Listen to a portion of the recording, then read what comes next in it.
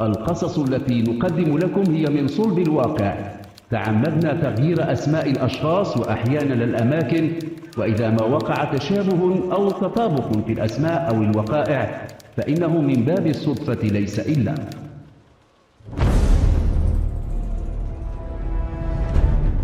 لما مضى إسماعيل إلى ما كان بصدده في غرفة الأولاد، كان شقيقاه منير ومحسن ينظران إليه بفضول، ينتظران أن يعلم منه السبب الذي من أجله نادى عليه أبوهم، ولكنه لم يقل شيئا، ولم يجرؤ أحد منهما على سؤاله.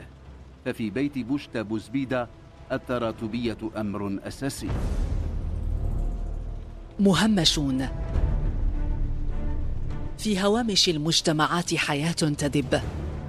مهمشون كان الهامش اختيارا لهم، وآخرون ما كان لديهم من بديل.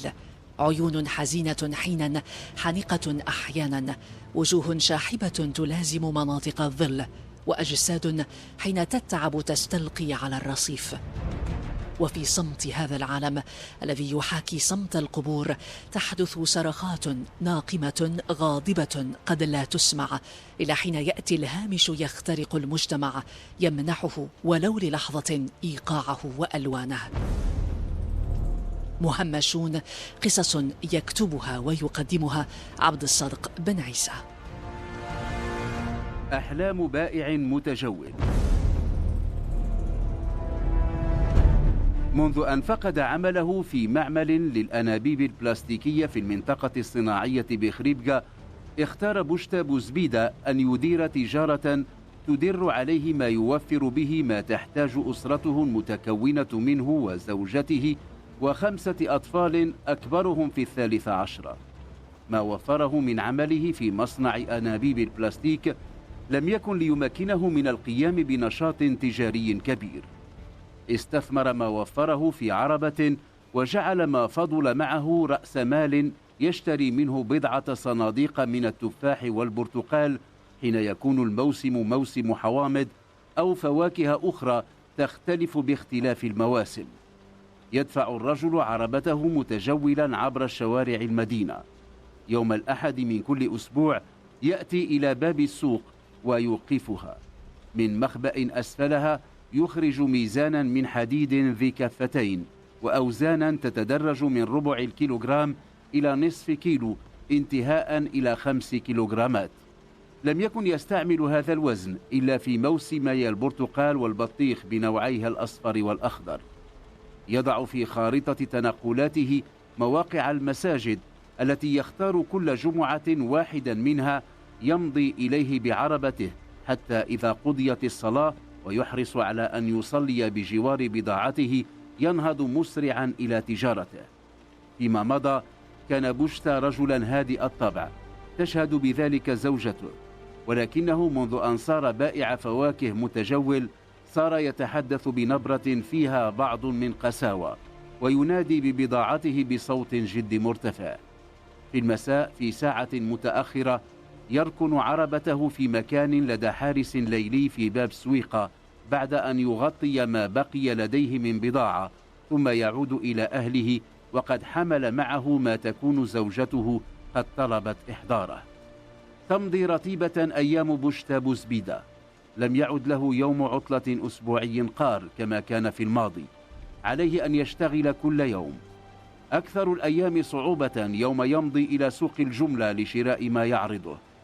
ثم إنه طوال اليوم لا يكف يتفقد بضاعته، يقلبها على عربته، ينزع من الصناديق أو من الكومات الحبات التي تعفنت أو تلك التي بدأها التعفن، يضع هذه في كيس من البلاستيك يعلقه إلى عربته. في المساء يكون محتوى ذلك الكيس هو نصيب أطفاله مما يبيعه. تتولى زوجته قطع الجزء المتعفن من الفاكهة وتغسلها ثم تضعها في صحن. مع مرور السنين وكلما كبر الأطفال ازدادت متطلباتهم وثقل عليه الحمل، ولكن بوشت لم يكن يشكو مما يجده من صعوبات. صموتا كتوما كان. تعلم زوجته زهرة أن صمته ذاك مرده إلى التعب الذي يناله. ذات مساء بعد أن دخل إلى منزله وقد تعمد فيما يبدو أن يعود باكرا، نادى على ولده الأكبر إسماعيل. كان في الغرفة التي يتقاسمها مع شقيقين له. جاء مسرعا، قبل يد والده ووقف ينتظر ما سيقوله له. كان بوشتا ينظر إليه بتأمل، ولعله اكتشف لتوه تلك الشعيرات الأولى التي بدأت تظهر على ذقن الفتى. هم بابتسامة ما لبث أن كتمها، لعله يظن أن ما سيقوله لولده الأكبر أهم بكثير من اكتشافه ذاك. سأله عن الدراسة، وقليلا ما كان يسأله. طمأن الفتى والده بأنه يبذل جهدا وأنه يطمح إلى النجاح. ثم عم صمت لعدة دقائق، لم يبرح إسماعيل مكانه. قال بوشتا: أريدك أن تجتهد في دراستك وأن تبلغ مستوى يؤهلك لشغل وظيفة تبعدك عما أنا فيه. بدا الطفل وكأنه لم يستوعب بالكامل ما قاله والده. ما لاحظه أن نبرته وهو يقول ما قاله كان بها شيء من الحزن. ثم استأنف بوشتا: قل لي يا ولدي، الدراسة التي تنوي اتباعها هل تعلم إلى أين يمكن أن تقودك؟ ابتسم إسماعيل، لعله لا يملك جوابا شافيا. الذين في مثل سنه لا يستطيعون التكهن بما هو آت. قال: إنه سيجتهد وسيرى. أبلغه بأن أستاذ الاجتماعيات حدثهم قبل أيام عن المسالك الممكن اتباعها. أريدك أن تكون قائدا أو ضابطا كبيرا في الشرطة. ابتسم. فهم الطفل أن والده أنهى ما كان يريد قوله فانصرف. لم يلتفت، لو فعل لرأى والده يمسح دمعة نزلت على خده. لما مضى إسماعيل إلى ما كان بصدده في غرفة الأولاد، كان شقيقاه منير ومحسن ينظران إليه بفضول، ينتظران أن يعلم منه السبب الذي من أجله نادى عليه أبوهم. ولكنه لم يقل شيئا، ولم يجرؤ أحد منهما على سؤاله. ففي بيت بوشتا بوزبيدة التراتبية أمر أساسي. الصغير يحترم الكبير ويمتثل لأوامره. لعل إسماعيل يومها لم يستوعب بالكامل الدافع الذي جعل والده يقول له إنه يريده أن يصير قائدا أو ضابط شرطة كبير. في تلك الليلة أفضى بوشتا إلى زهرة زوجته بأنه قرر أن يغير نشاطه التجاري. يومها باح لها بما يعانيه حين يكون في باب السويق خاصة. قال لها إن مجموعة من الحشاشين المنحرفين صارت تبتزه كل يوم، تطلب منه أن يدفع 5 دراهم إن هو أراد أن تسلم بضاعته. قال إن الباعة المتجولين هناك كلهم يعانون من تلك العصابة. لم يفصل أكثر فيما يعانيه، وانطلق يتحدث عن حلمه الأول. قال لها إنه يحلم أن يكون له دكان واجهته على الشارع الكبير يعرض من الخضر والفواكه أصنافا وألوانا. قال لها، وكانت تنصت إليه والابتسامة لا تفارق فمها، إنه إن تحقق حلمه ذاك فسوف يشغل معه 3 شبان سيجعلهم يرتدون بذلة موحدة، وسيدربهم على كيفية التعامل مع الزبناء. كانت زهرة تصغي إليه وهو يتحدث عن أحلامه تلك. مر من الوقت ما لم يقدر مدته. قالت له قبل أن يطفأ نور الغرفة إنها تعلم أنه قادر على تحقيق ذلك الحلم. في الغد هو يوم كتلك الأيام التي مضت. كان عليه أن يذهب إلى سوق الجملة. ما الغريب في الأمر؟ لقد صار يفعل منذ مدة ليست بالقصيرة. كذلك مرت السنون. كانت عين بوشتا على المسار الدراسي لولده البكر إسماعيل، يتابعه، ومن حين إلى آخر كان يمضي إلى إدارة الثانوية التي يدرس بها يسأل عن أحواله. كان يحس بفخر حين كان يتلقى من الأساتذة أخبارا مطمئنة. بعد أن نال إسماعيل البكالوريا وقد تم الاحتفال بالحدث داخل الأسرة بأن تم ذبح ديكين بلديين أجادت زهرة طبخهما، يومها كانت الفرحة على كل الوجوه. ثم صمت الجميع إذ هم بوشتا بالكلام. قال إنه يريد من جميع أولاده، أولادا وبنات، أن يتخذوا من شقيقهم الأكبر إسماعيل قدوة لهم. عليهم أن يجتهدوا إنهم أرادوا الخروج من دائرة الفقر التي يعيشون فيها. التحق إسماعيل بكلية الحقوق، ولما نجح في امتحانات السنة الأولى تلك التي يزعم كثيرون أنها الأصعب، دعا بوشتا ولده إلى غرفة الأكل. كان وحيدين. وضع يده على كتفه. لقد رفعت قدرك وقدري يا ولدي. أريد اليوم أن أشرح لك كلاما قلته لك منذ سنوات مضت. هل تذكر يوم قلت لك أريدك أن تكون قائدا أو ضابط شرطة كبير؟ ابتسم إسماعيل وحرك رأسه مؤكدا أنه يتذكر. صمت بوشتا قليلا وكأنه يستجمع تفاصيل تلك اللحظات البعيدة، ثم قال: يومها يا ولدي تعرضت لإهانة لم أتعرض لها من قبل. لقد صفعني أحد الحشاشين في السويقة. لم أحدثك فيما مضى عن الذي كنت أنا وباعة متجولون آخرون نعانيه منهم. يومها لم تتوفر لدي 5 دراهم يطلبونها لقاء تركنا نبيع بضاعتنا. تقدمنا بشكايات عديدة لدى القائد ولدى الشرطة، ولكنهم كانوا في كل مرة يفلتون ويعودون لتهديدنا. لذلك يومها قلت لك حلمي الأكبر أن تكون قائدا أو ضابط شرطة، فيهما كنت أرى الخلاص. كان وجه إسماعيل مكفهرا بعد سماع ما قاله والده، وكأن الذي حدث قبل سنين مضت حدث منذ لحظات. حماس الشباب لديه جعله يقف وكأنه يريد أن يخرج ليبحث عن الذي صفع والده. قال له أبوه: اجلس، أريدك أن تجتهد أكثر في دراستك، حتى إذا ما توليت منصبا من هذين المنصبين استحضرت تلك الواقعة التي قصصت عليك قبل قليل.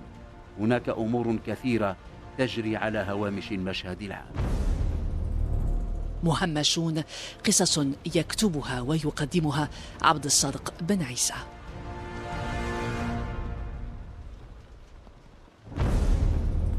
في تلك الليلة كان مخاطبها ذاك الشاب الإسباني الذي قال إن اسمه غييرمو. كانت وهي تخاطبه تستحضر واقعها.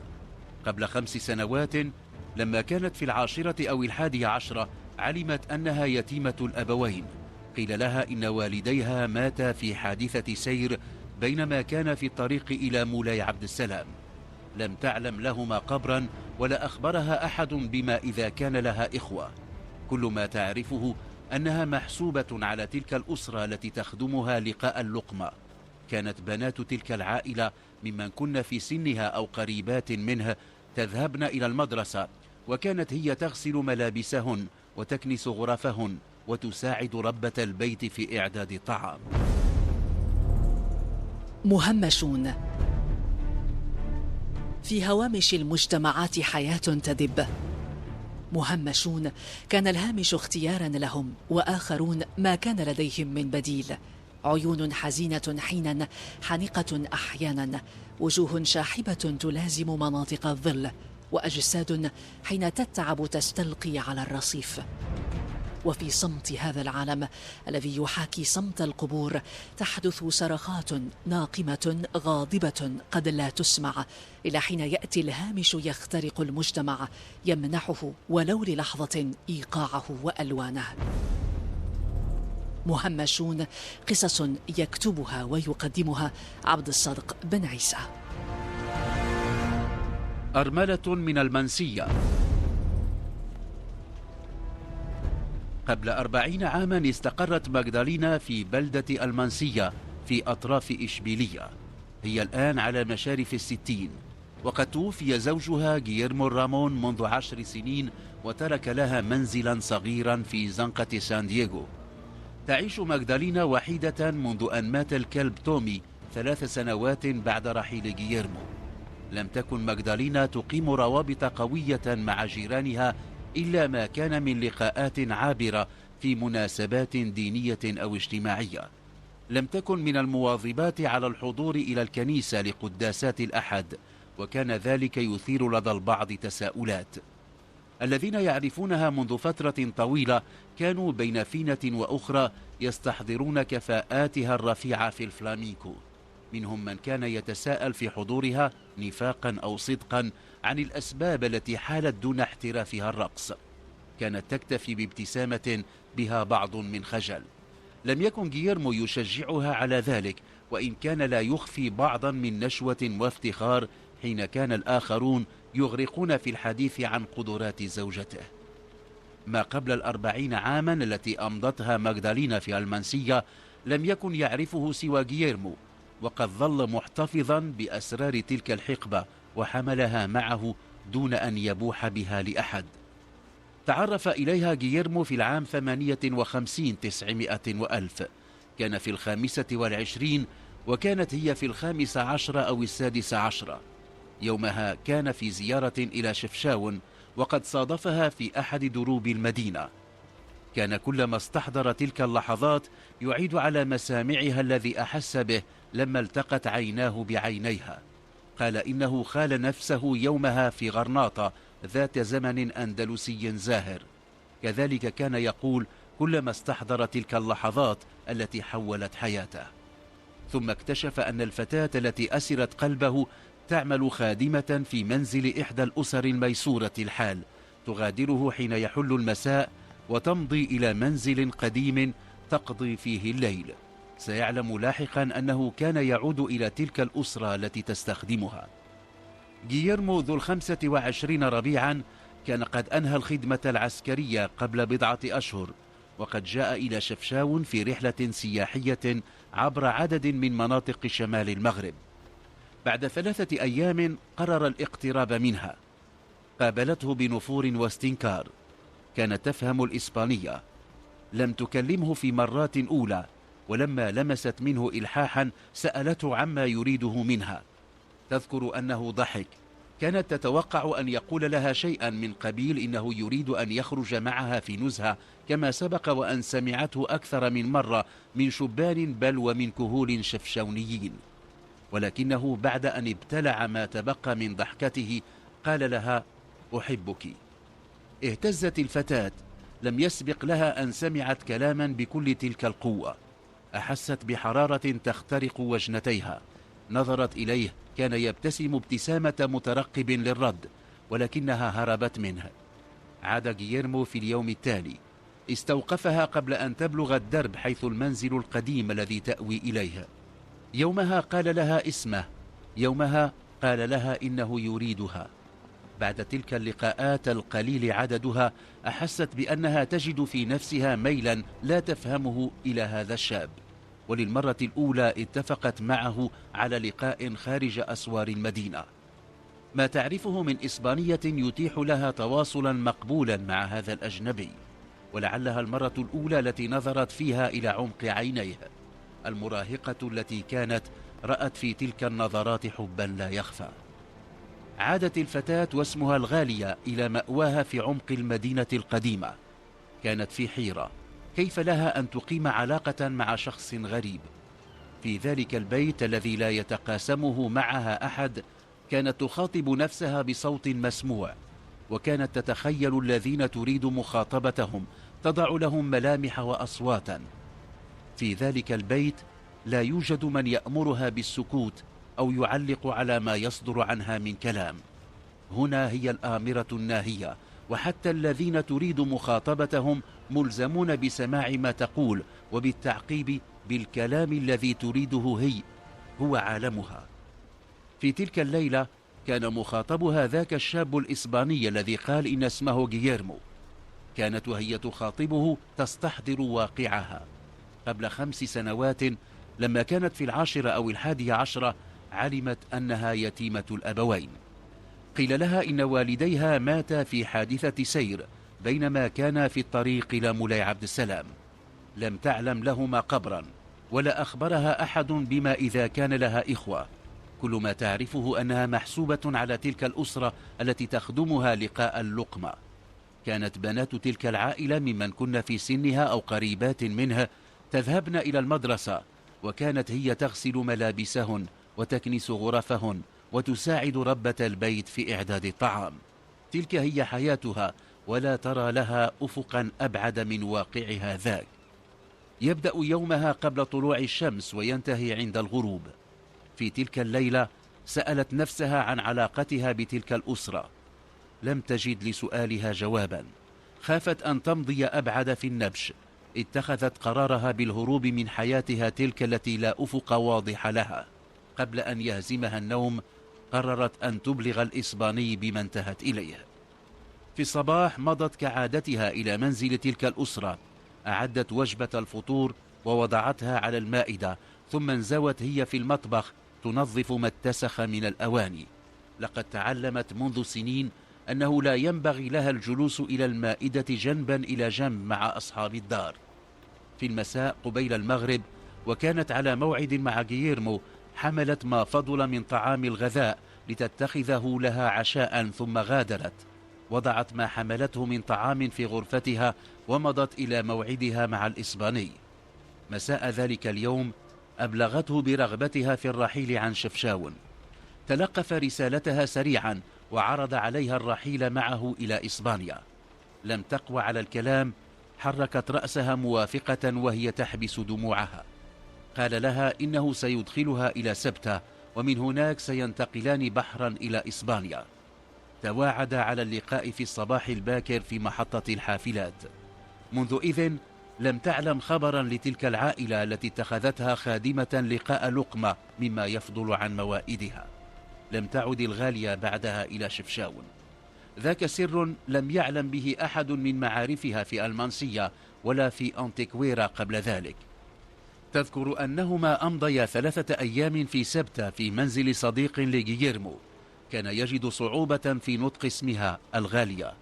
أبلغها أنه سيناديها ماغدالينا. ضحكت كالمجنونة ليلتها. انتابها شعور غريب وكأنها تدفن ماضيها القريب لتبدأ حياة جديدة.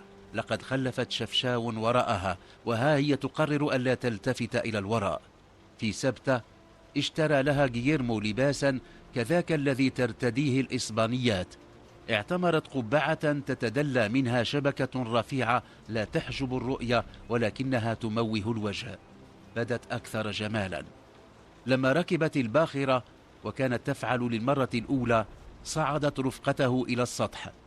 كان الوقت ضحى، ورأت اليابسة تبتعد والدلافين وأناسا كثيرين لمحت من بينهم وجوها تشبه تلك التي كانت ألفتها في شفشاون. عمل غييرمو في أنتيكويرا سائق حافلة، وكان عمله ذاك يضمن له دخلا قارا. بعد 3 أشهر قرر الزواج منها. كان عليه أن يستخرج لها وثائق هوية، وكذلك صارت تحمل اسم ماغدالينا رامون. بعد 5 سنين أمضياها في أنتيكويرا، قرر غييرمو الانتقال إلى إشبيلية حتى يكون أقرب إلى والدته التي كانت تسكن في حي تريانا. تعاطى تجارة الخضر والفواكه.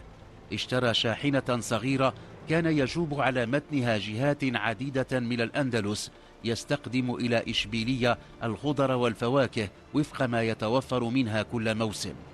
وكذلك استطاع أن يوفر مبلغا هاما من المال اشترى به المنزل الذي استقر به مع ماغدالينا. منذ أن توفي غييرمو لم تعد ماغدالينا تختلف إلى الكنيسة. في مرات قليلة تشاهد هناك.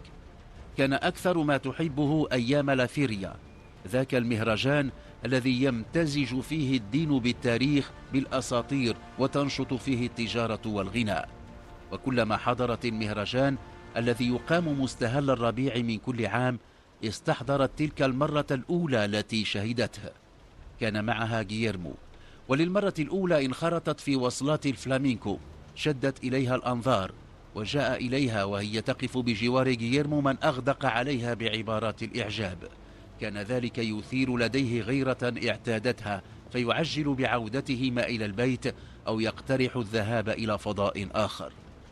في المانسية الآن وقد توفي غييرمو لم تعد تستقبل الكثير من الضيوف. وحدها كاراميلا جارتها الأرملة مثلها كانت تتبادل معها الزيارات. وقد صارت المرأة التي كانت مثلها على مشارف 60 صلتها الوحيدة بمحيطها. ذات صباح وهي ترافقها إلى المقبرة لتضع إكليلا من الزهور على قبر غييرمو، سألتها عن سبب غيابها عن قداسات الأحد في الكنيسة. وحتى تضفي على الموضوع ما يحتاجه من جد، قالت لها إن الكاهن سأل عنها أكثر من مرة. صمتت ماغدالينا دقائق طويلة، ثم اكتفت بالقول: لست أدري. وقد لمست فيما قالته كراميلا ما أوحى إليها بأنها وربما جارات أخريات تساورهن شكوك حول عقيدتها المسيحية. في يوم الأحد الذي تلا ذلك الحديث كانت كما فعلت مرات في الماضي تجلس في الصف الأمامي حتى يراها الكاهن الذي ألقى موعظته التي لم تكن تختلف عن تلك التي ألقاها في مرات سابقة. لم تكن ماغدالينا تدري أن حضورها ذاك القداس سيكون الأخير. مساء ذلك اليوم وهي تأوي إلى فراشها أحست بضيق في التنفس وتوهمت أنه الموت يحيط بها. كان لها دفتر تدون فيه ذكرياتها منذ أن تعلمت الكتابة. أخرجته وجلست إلى الطاولة ثم كتبت: أحس بتعب شديد. يبدو أنها كانت تهم بكتابة شيء آخر لما سقطت على الأرض. في الغد مساء جاءت كراميلا لزيارتها. طرقت الباب مرات عديدة ولما لم يأتها جواب أبلغت الشرطة. حين اقتحم المنزل عثر عليها جثة هامدة. انكب المحققون على دفتر ذكرياتها فيه كانت قصتها الكاملة. مهمشون، قصص يكتبها ويقدمها عبد الصادق بن عيسى.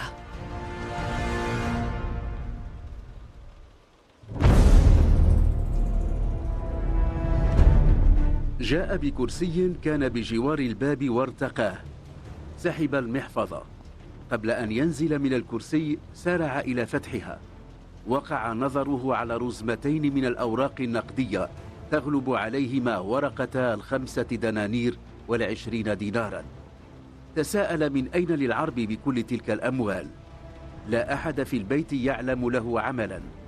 أعاد المحفظة الجلدية إلى مكانها ثم أعاد الكرسي إلى حيث كان.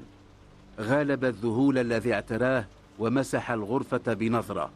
لما اطمأن إلى أن كل شيء صار مكانه كما كان غادر الغرفة. مهمشون. في هوامش المجتمعات حياة تدب. مهمشون كان الهامش اختيارا لهم وآخرون ما كان لديهم من بديل. عيون حزينة حينا، حانقة أحيانا، وجوه شاحبة تلازم مناطق الظل، وأجساد حين تتعب تستلقي على الرصيف.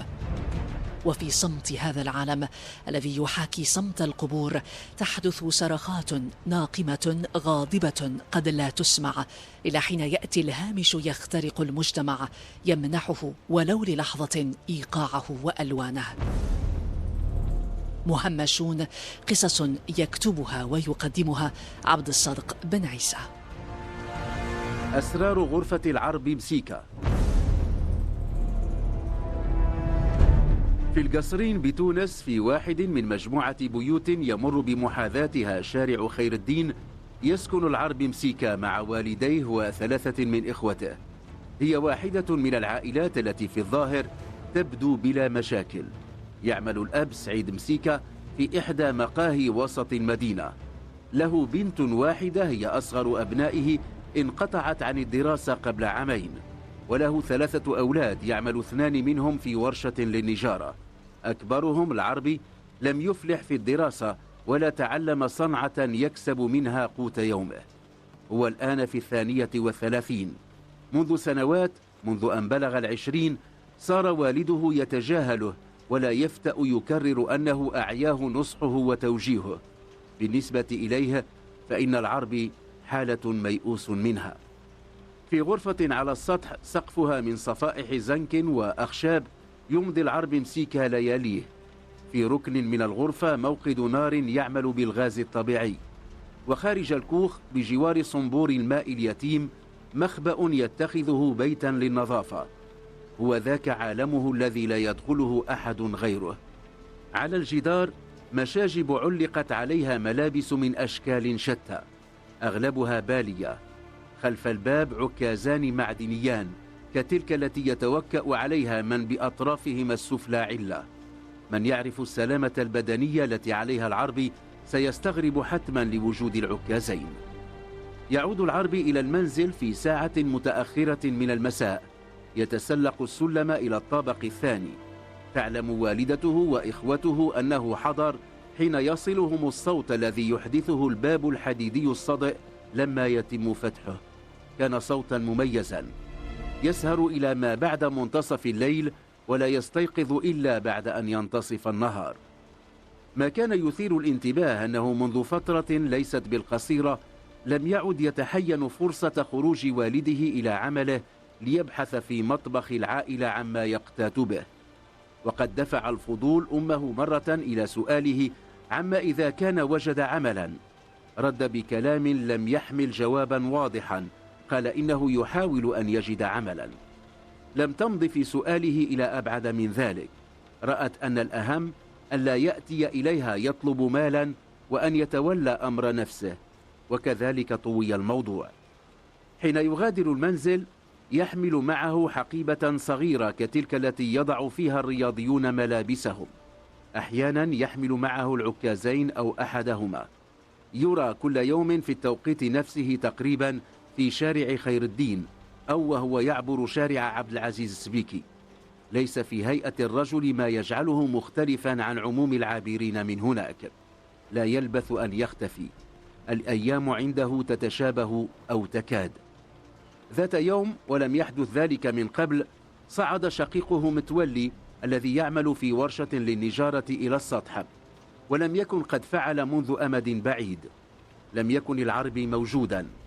أحس بوسوسة بداخله تدفعه دفعا إلى اقتحام عالم العربي الذي يخالونه غريبا يعج بالأسرار. حاول أن يقاوم تلك الوسوسة التي تلح عليه، ولكنها كانت الأقوى. اقترب من الباب الحديدي الذي يذكر ما ظل به من صباغة أنه كان بنيا. لم يكن يخامره شك في أنه مغلق، ولكنه قرر أن يحاول فتحه، ثم تراجع. مضى إلى النافذة الوحيدة، زجاجها الشفاف وغياب ستارة يتيح له أن يرى ما في الداخل. الصمت يعم المكان. عاد إلى الباب، فتحه بعزم ودخل بخطو حذر. تلك الملابس البالية التي تتدلى من المشاجب المثبتة على الجدران لفتت نظره. قرب السرير كأس به بقية من شاي أسود ومرمدة بها الكثير من أعقاب السجائر. على طاولة فقدت أحد أرجلها وأسندت إلى الجدار صحنان وملعقة كبيرة من الألومنيوم وآنية بها بقية من معجنات. يجول بنظره في الغرفة دون أن يلمس شيئا. على رف تكاد تحجبه الملابس المعلقة لمح صندوقا خشبيا، أمسك به لينزله حتى يكتشف ما بداخله، وقد فاجأه ثقل الصندوق. أنزله بلطف ووضعه على أرضية الغرفة، رفع عنه غطاءه فأذهله ما رآه. الصندوق مليء عن آخره بقطع نقدية مختلفة. جلس على أرضية الغرفة وظل يتأمل ذاك الكنز الصغير الذي وقع عليه. كانت القطع النقدية مرصوصة صفوفا، فوق الصف الأخير بضع قطع لا تكمل صفا. ود متولي لو أنه استطاع إفراغ الصندوق مما فيه وإحصاء ذلك المال. يعلم أنه إن فعل سيفتضح أمره. لا يدري كم مر من الوقت. حمل الصندوق وأعاده إلى مكانه، وقد أوحى إليه ما اكتشفه بأن العربي قد يكون يخفي في مكان آخر ما تفوق قيمته ما في ذلك الصندوق الخشبي. فتش جيوب معطفين ولم يعثر بهما على شيء، ثم انحنى ينظر تحت السرير. رأى زوجي حذاء، وبينما كان يهم بالخروج نظر إلى السقف فرأى محفظة جلدية صغيرة بين عارضتين خشبيتين. جاء بكرسي كان بجوار الباب وارتقاه. سحب المحفظة. قبل أن ينزل من الكرسي سارع إلى فتحها. وقع نظره على رزمتين من الأوراق النقدية تغلب عليهما ورقتا 5 دنانير و20 دينارا. تساءل: من أين للعرب بكل تلك الأموال؟ لا أحد في البيت يعلم له عملا. أعاد المحفظة الجلدية إلى مكانها، ثم أعاد الكرسي إلى حيث كان. غالب الذهول الذي اعتراه ومسح الغرفة بنظرة. لما اطمأن إلى أن كل شيء صار مكانه كما كان غادر الغرفة، يحس بثقل ما يحمله في صدره. السؤال إياه يجلجل في دماغه: من أين للعرب بكل ذلك المال؟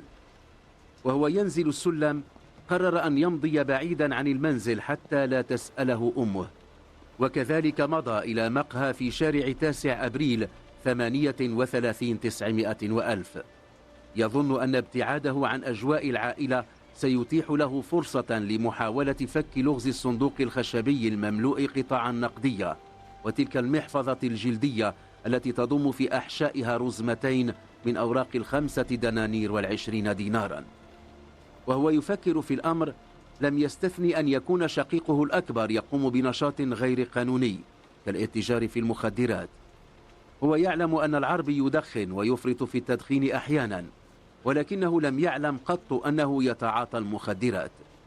ثم قال لنفسه: إن أغلب تجار المخدرات لا يدمنون عليها، يبيعونها لزبنائهم يأخذون منهم أموالهم، ثم من مكان بعيد يتفرجون عليهم وهم يعانون الإدمان. بتلقائية رفع إلى فمه زجاجة المشروب الغازي فاكتشف أنها فارغة.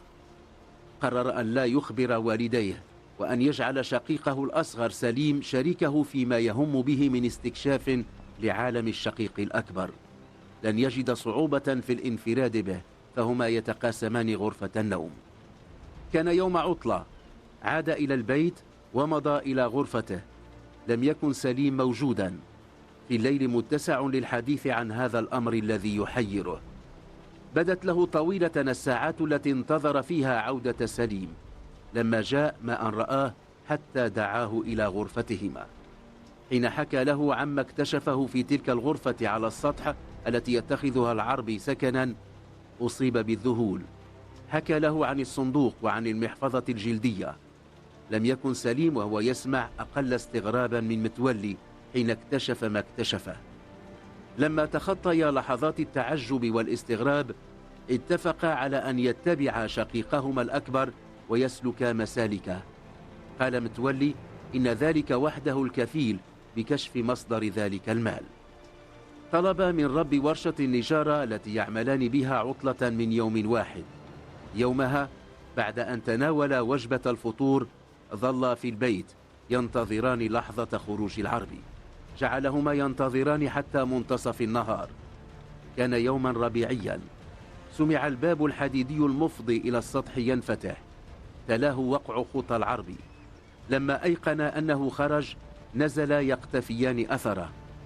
صعد شارع خير الدين ثم انعطف في شارع عبد العزيز سبيكي.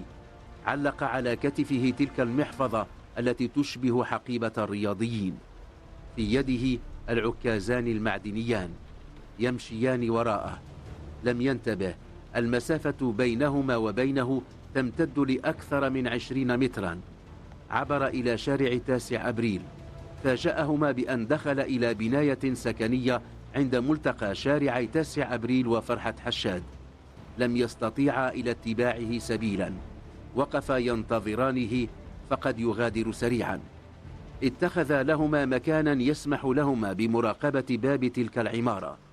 مر ما يقرب من نصف ساعة لما ظهر بالباب رجل يرتدي أسمالا ويتوكأ على العكازين. في رجله ضمادة بيضاء تنتشر عليها بقع حمراء. الطربوش الصوفي الذي يضعه على رأسه يغطي نصف وجهه. مشى في شارع 9 أبريل. للحظات تجاهل متولي وشقيقه سليم ذلك الرجل الذي يمشي بصعوبة. ثم انتبه سليم إلى أن الحقيبة التي يعلق على كتفه الأيسر تشبه حقيبة العربي. انتظر دقائق أخرى. الرجل المتوكئ على العكازين يكاد يصل إلى نهاية شارع 9 أبريل. صار يشكان الآن في أنه العربي. تقدم قليلا في شارع 9 أبريل، ولما رأياه يتوقف كمنا يراقبانه. توكأ على جذع شجرة، ثم شاهد امرأة تتوقف عنده وتفتح حافظة نقودها وتضع قطعة في صحن لماع كان يمده. وكما فعلت المرأة فعل عدد من المرة. وأيقن سليم ومتولي أن شقيقهما الأكبر الذي لم يفلح في الدراسة ولا قبل تعلم صنعة اختار التسول حرفة. أصيب بخيبة أمل كبيرة. لم يتبادلا غير نظرات. تركاه وعادا إلى البيت. انتظر وصوله في حدود منتصف الليل، فاقتحم عليه غرفته. قال له إنهما كشف سره، وإنهما اتبعاه ورأياه يتسول. حاول أن ينكر، ولكنهما قص عليه تفاصيل بداية يومه ذاك. لم يجد غير دمعات للرد. حسباه قد فكر في التوبة والبحث عن عمل يحفظ له ماء الوجه، ولكنه في اليوم التالي خرج كما كان يفعل وسلك الدروب نفسها، وأمضى يوما آخر يتسول. مهمشون، قصص يكتبها ويقدمها عبد الصادق بن عيسى.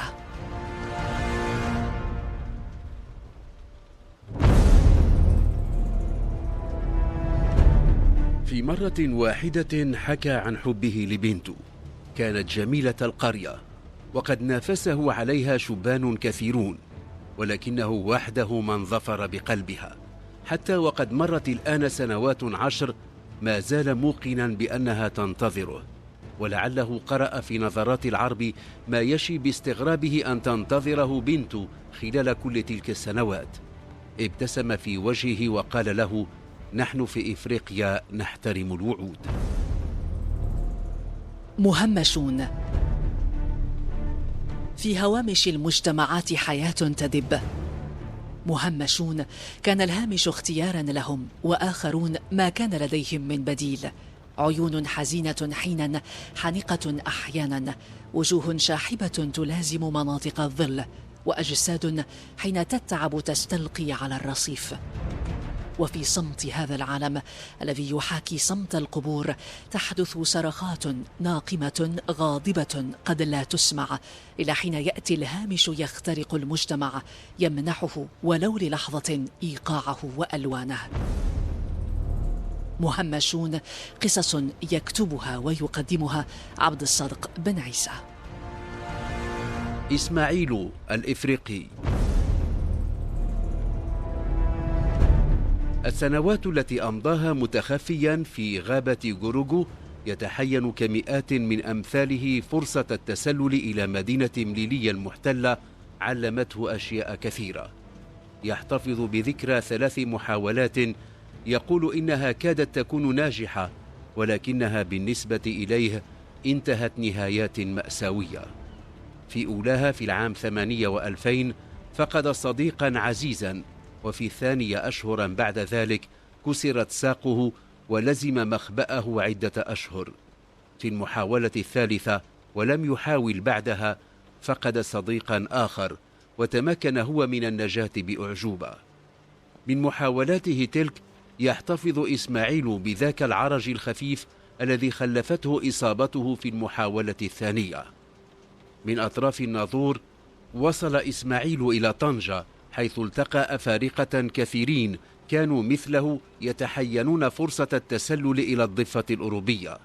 تعرف الشاب ذو 30 عاما الذي يقول إنه من بوركينا فاسو إلى عدد من الشبان المغاربة في حي بوخلف، وقد أكد غير ما مر أنه يعدهم أهله ويضعهم مكان عائلته التي ودعها قبل 8 أعوام وهو يغادر قريته في زينياري.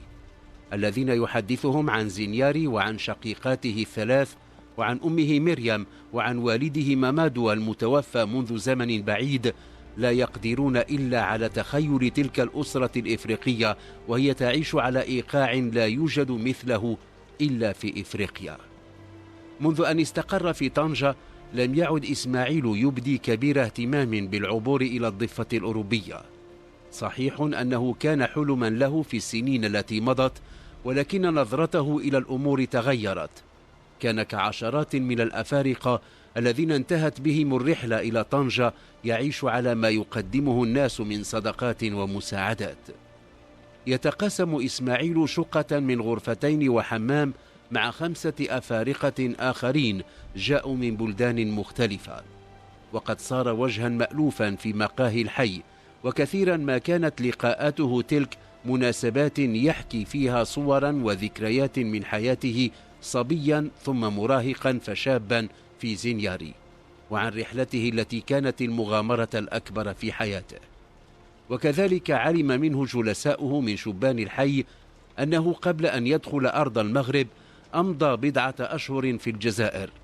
لم يكن جلساؤه ليفهموا سبب بكائه كلما أتى على ذكر تلك الأشهر التي أمضاها في سيدي بالعباس، إلا حين حكى لهم عن القبض عليه. قال إن أناسا بالزي المدني أمسكوا به بينما كان يتجول في وسط المدينة، وجردوه مما كان معه من مال ومتاع. لم يشفع له توسله إليهم ولا بكاؤه. قال إن كل شيء مر بسرعة، ثم اقتيد إلى زنزانة في السجن حيث أمضى 3 أشهر. يوم غادر السجن أبلغ بأن عليه أن يرحل عن الجزائر خلال 3 أيام. معاناه في المعتقل كان يدفع إلى استعجال الرحيل. انتقل إلى تلمسان حيث التقى ماليا يقيم في المدينة منذ فترة طويلة. كان الرجل على صلة بشبكات التهريب، وقد وجهه إلى من هربه إلى التراب المغربي. يقول إسماعيل إنه لم يعامل بقساوة منذ أن دخل المغرب. كان العربي الزاهي وهو ميكانيكي في 26 من العمر الأقرب إلى إسماعيل، وقد علم منه أنه لما غادر قريته في زنياري وكان في 22 كان يريد التوجه إلى أوروبا لإتمام دراسته في الميكانيك، لعل ذاك ما جعله يقترب منه أكثر. وكثيرا ما كان يتبادلان الحديث حول محركات السيارات. وقد رافق إسماعيل صديقه المغربي عدة مرات إلى الورشة التي يعمل بها، ثم لما تطورت علاقاتهما كان يساعده في إصلاح محركات سيارات يتسلمها من أصحابها خارج الورشة التي يعمل بها في حي الإدريسية. كان لقاء مساعدته تلك يدفع له مما يحصل عليه. علم العربي من صديقه أنه حين قرر الرحيل لم يكن يدرك حجم المعاناة التي كانت في انتظاره.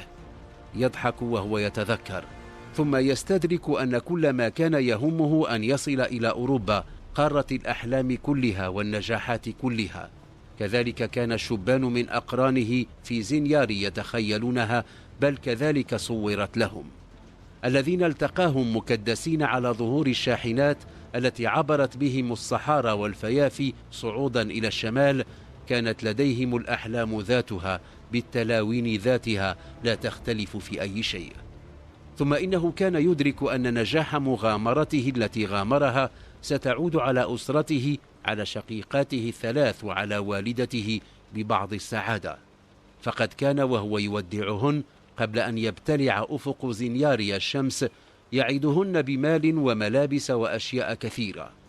يكمل ابتسامته بينما تنزل من جفنيه عبرات رسمت على وجنتيه خطا من بلل. يتنفس عميقا، ينتبه إلى أن جليسه العربي يصغي إليه وإلى حكايته، وأنه ينتظر المزيد. في مرة واحدة حكى عن حبه لبنته، كانت جميلة القرية، وقد نافسه عليها شبان كثيرون، ولكنه وحده من ظفر بقلبها. حتى وقد مرت الآن سنوات 10 ما زال موقنا بأنها تنتظره، ولعله قرأ في نظرات العرب ما يشي باستغرابه أن تنتظره بنته خلال كل تلك السنوات. ابتسم في وجهه وقال له: نحن في إفريقيا نحترم الوعود، وقد وعدتها بأنني سأعود إليها، ووعدتني بأنها ستنتظرني. لم يرغب العربي في التعقيب، ما قاله صديقه إسماعيل يغنيه عن كل تعقيب. تمكن العربي من إيجاد عمل قار لصديقه إسماعيل في معمل للنجارة، كان يتولى صيانة الآلات، وقد مكنه ذلك من الحصول على أجر كفاه الوقوف عند الإشارات الضوئية في ملتقيات الطرق أو في أبواب المساجد، وكذلك تعززت صداقته أكثر مع العربي. لم يكن إسماعيل مقترا، ولكنه كان يحرص على توفير بعض المال.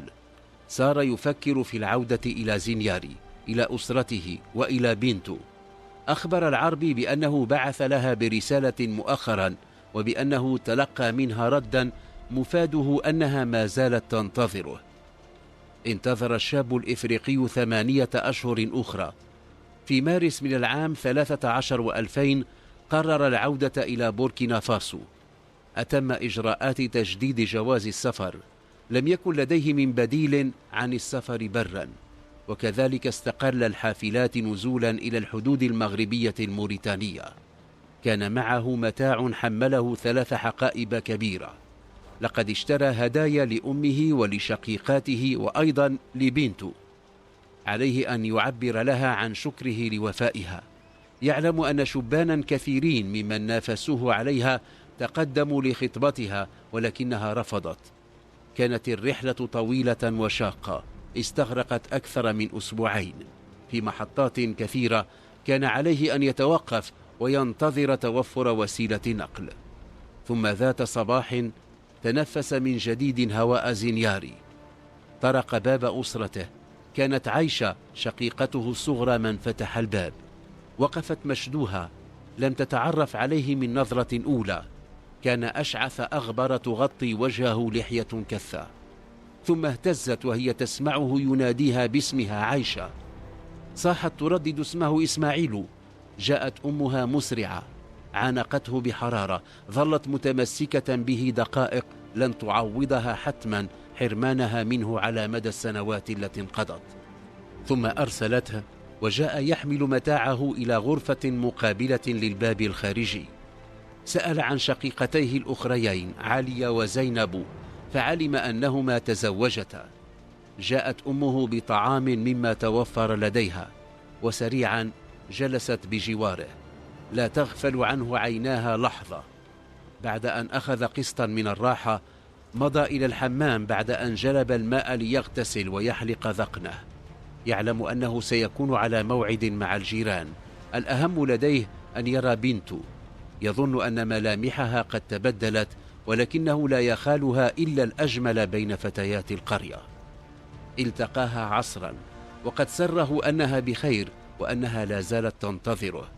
حكى لها القليل عن مغامرته ووعدها بالمزيد بعد أن يخطبها من والديها. في ليلته الأولى بعد غياب دام أزيد من 10 سنوات، حكى إسماعيل لأمه وشقيقاته اللواتي تحلقن حوله عن كل ما رآه في سفره الطويل ذاك. حدثهم مطولا عن العربي صديقه الطنجاوي الذي ساعده في العثور على عمل. بعد 3 أيام خطب إسماعيل حبيبته بنت من والديها، حمل إليهم من الهدايا التي جاء بها من المغرب، ووعدهم بأنه سيصحبها معه إلى طنجة ما أن يتمكن من الحصول على الوثائق الضرورية. كان حفل زفاف بسيط بساطة إفريقيا وغني بالمشاعر. كذلك حكى إسماعيل للعرب عن زفافه لما عاد إلى طنجة. حكى له عن تقاليد قبيلته، عن الأطعمة وعن الألبسة وعن الطقوس التي تسبق الزواج وتلك التي تليه مباشرة. كان العربي يود لو أنه استطاع الحضور ليشارك صديقه الإفريقي فرحته. وعده بأن يرافقه مرة إلى بلدته هناك في زنياري. مهمشون، قصص يكتبها ويقدمها عبد الصادق بن عيسى.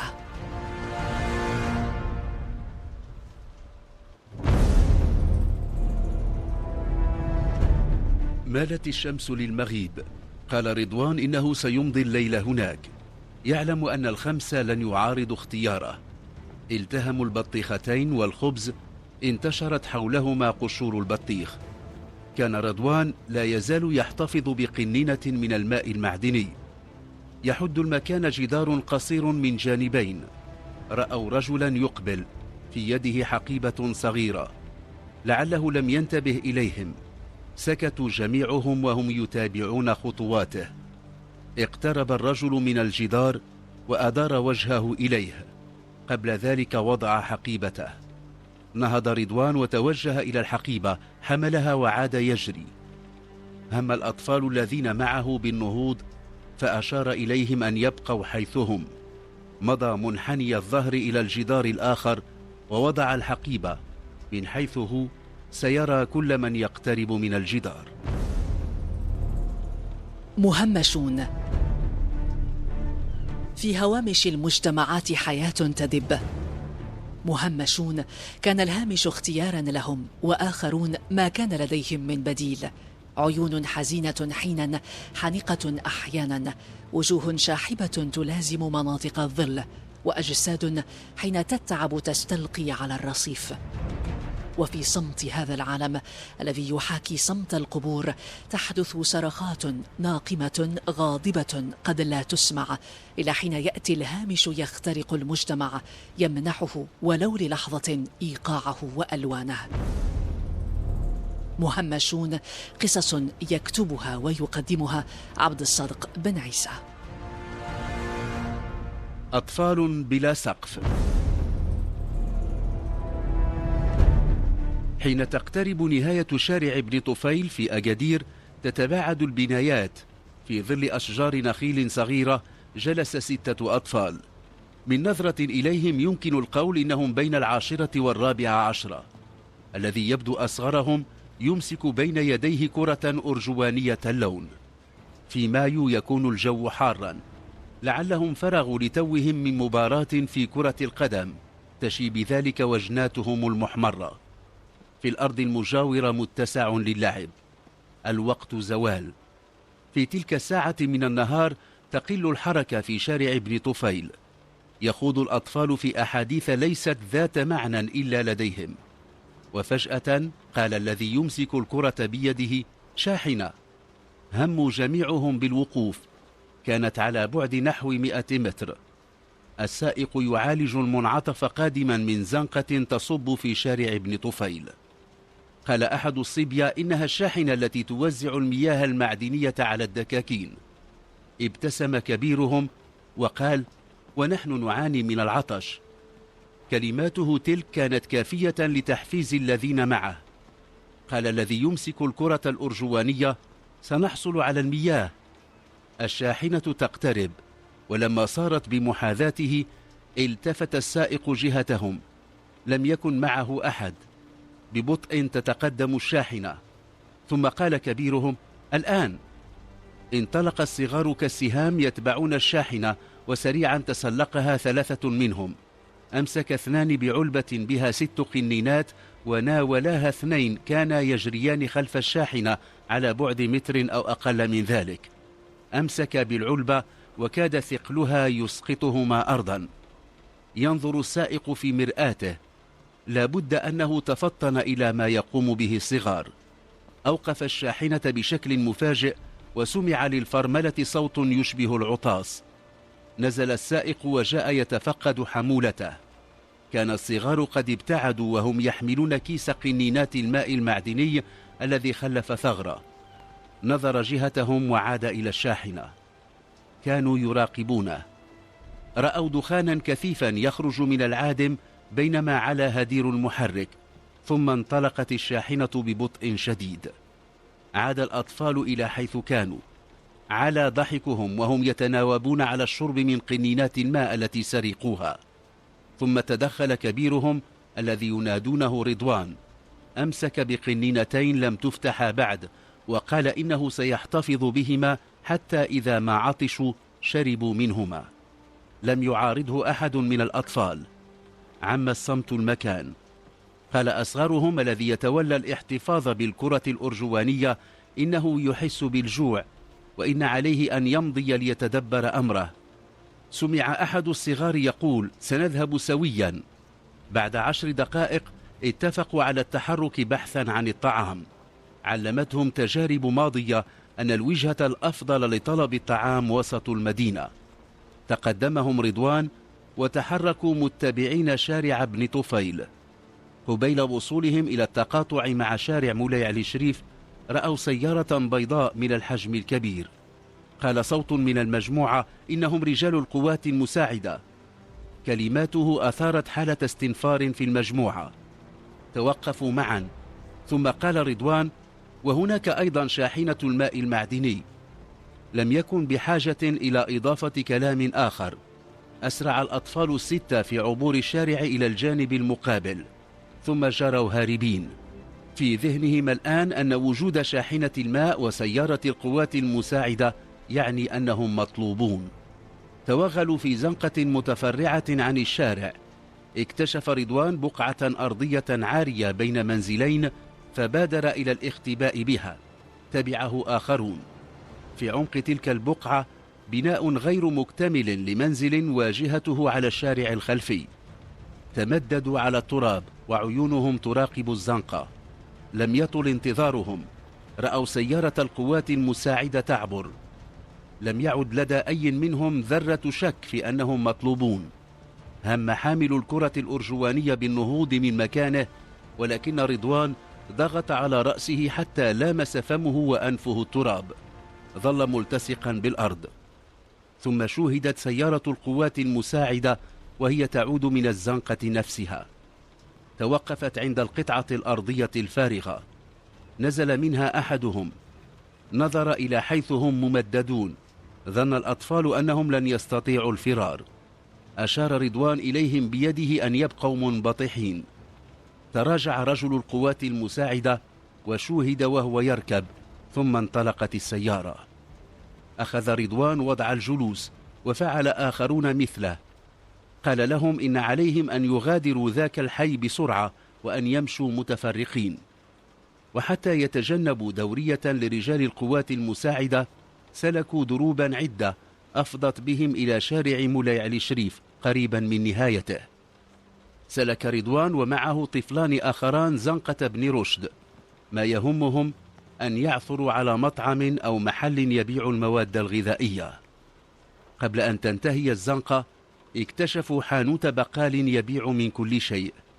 في مدخل الدكان صناديق ملئت خضرا وفواكه. توقف رضوان وقال لهما إنه سيدخل الحانوت ويطلب من البقال بضاعة لن تكون عنده، وإن عليهما أن يسرق بطيختين ويواصل السير. وكذلك فعل. سأل البقال عن مشروب غازي لم يكن متوفرا لديه. وفي الوقت الذي كان صاحب الدكان ينصت لرضوان في غفلة منه، حمل كل من الطفلين بطيخة وواصل السير. بعد دقائق لحق بهما. صادف وصولهم شارع شتوكا ظهور أصدقائهم الثلاثة. الأصغر في الظاهر على الأقل ما زال ممسكا بالكرة الأرجوانية. كان الآخران يحملان خبزا. قال زعيمهم إن عليهم أن يبتعدوا ويطلبوا مكانا يأكلون فيه. كان لفرط ما تجول في الشوارع يعرف مكانا غير بعيد يتخذ موقفا ليليا للسيارات. مالت الشمس للمغيب. قال رضوان إنه سيمضي الليل هناك. يعلم أن الخمسة لن يعارضوا اختياره. التهموا البطيختين والخبز. انتشرت حولهما قشور البطيخ. كان رضوان لا يزال يحتفظ بقنينة من الماء المعدني. يحد المكان جدار قصير من جانبين. رأوا رجلا يقبل، في يده حقيبة صغيرة. لعله لم ينتبه إليهم. سكتوا جميعهم وهم يتابعون خطواته. اقترب الرجل من الجدار وأدار وجهه إليه. قبل ذلك وضع حقيبته. نهض رضوان وتوجه إلى الحقيبة، حملها وعاد يجري. هم الأطفال الذين معه بالنهوض فأشار إليهم أن يبقوا حيثهم. مضى منحني الظهر إلى الجدار الآخر ووضع الحقيبة. من حيث هو سيرى كل من يقترب من الجدار. عاد إلى مكانه. استدار الرجل الذي كان وجهه إلى الجدار. لم يرصد رضوان أي ردة فعل في الوهلة الأولى. لعله لم يتفطن بعد إلى اختفاء الحقيبة. ثم ها هو يبحث عنها، يضرب كفا بكف، وبدأ يجول في محيطه. ثم اقترب من الأطفال، نظر إليهم نظرة اتهام، ثم وقف قريبا من كبيرهم رضوان وسأل: أين هي الحقيبة؟ لم يتحرك الصغار. الطفل الذي يمسك بالكرة توكأ عليها وصار يتأمل الرجل الذي ينزع إلى البدانة. كان يبدو ضخما إذا ما قورن بأجسادهم الهزيلة. عاد ليسأل: أين الحقيبة؟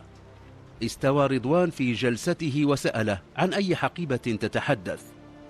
الحقيبة التي وضعت هناك، وأشار إلى المكان. صاح رضوان بأنه لم يرى أي حقيبة ولا يدري عما يتكلم الرجل البدين، وحتى يجعل لما يقوله وزنا كان يقسم بلا توقف. من الشارع المحاذي جاء بعض الفضوليين. كانوا 3 في البداية، وقفوا غير بعيد يتابعون. وجودهم شجع الرجل على الإمساك برضوان. أحس الفتى بأنه لن يستطيع التفلت من قبضته، ثم صار يهزه بعنف. الأطفال الآخرون يتابعون مشدوهين. الأصغر ظل ممسكا بالكرة وينظر.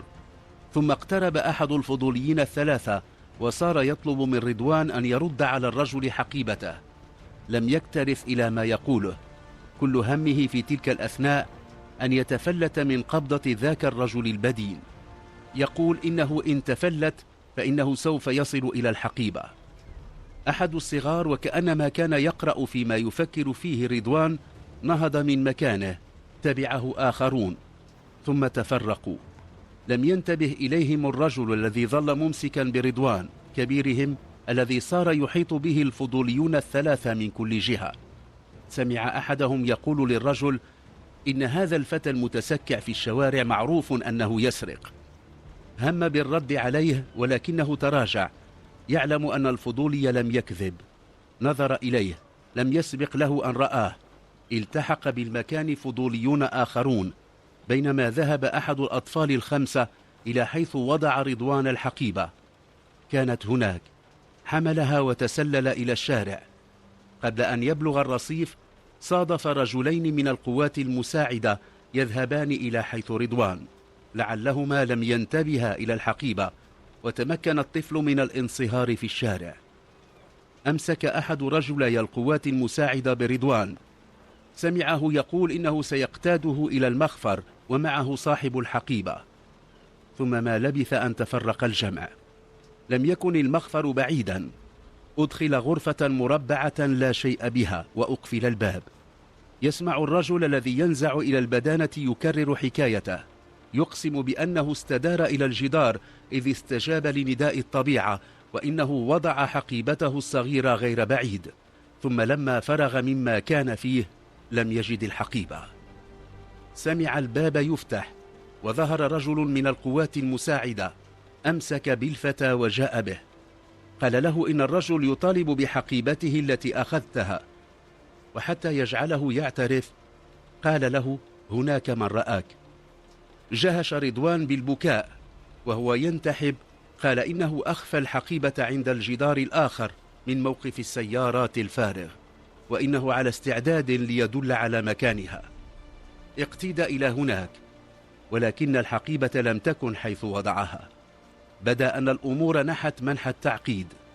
أعيد رضوان إلى الغرفة التي وضع بها عندما وصل المخفر. اتفق رئيس المركز مع أحد مساعديه على إخلاء سبيل الفتى ومراقبته. لم يكن في ذلك ما يطمئن صاحب الحقيبة، ولكنه مرغما وافق. غادر رضوان المخفر، لم يكن يعلم أن هناك من يراقبه، ثم إنه ظن أن الحقيبة ضاعت، قد يكون ظفر بها أحدهم. مضى إلى مكان اعتاد أن يلتقي فيه بقية الأطفال. كانوا هناك جميعهم ومعهم الحقيبة. ما أن رأوه حتى هبوا إليه. الذي أخذ الحقيبة جاء يقول له إنه يحتفظ بها، ودون تأخير أخرجها من تحت حصيرة بالية كانوا يفترشونها. وما أن أمسك بها يريد فتحها لمعرفة ما بداخلها حتى أطبق عليهم. جاءت السيارة البيضاء الكبيرة وحملتهم جميعا إلى المخفر. كانوا أطفالا بلا عائلات تأويهم، يعيشون في الشارع كما القطط الضالة، لا يعلمون لهم أبا ولا أما ولا حضنا يأويهم. كلهم قاصرون، أطفال بلا سقف، بلا قدوة. انتهى المطاف بالستة إلى مؤسسة لإصلاح الأحداث. مهمشون، قصص يكتبها ويقدمها عبد الصادق بن عيسى.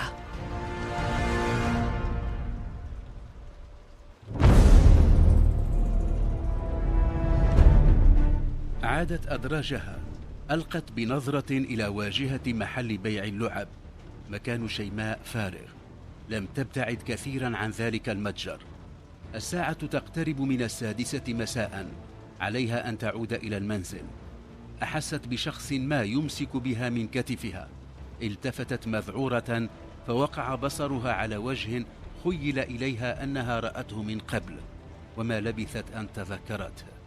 هو الوجه نفسه الذي أطل من خلفية الواجهة الزجاجية للمحل التجاري.